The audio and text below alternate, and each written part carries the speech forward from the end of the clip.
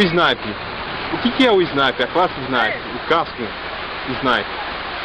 Olha, o snipe é um barco intermediário entre os barcos simples, como o laser e outros barcos monotipos, de uma pessoa só. E as classes olímpicas são classes caras e bastante sofisticadas. Então o snipe é um meio termo disso daí, uma classe com uma organização bastante grande. É uma das forças da classe, é o espírito coletivo da classe. É um barco que tem algumas sofisticações, mas acessíveis às pessoas que interessam na classe. Tem uma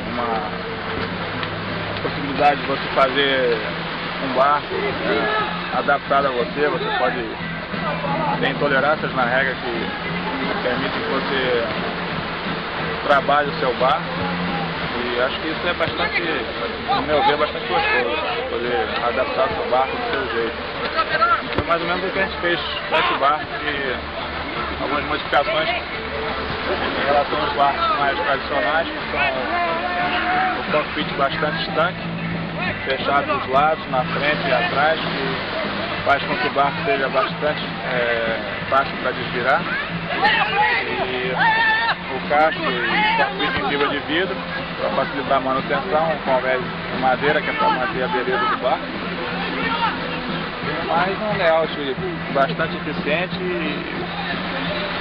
e simples, no meu ver.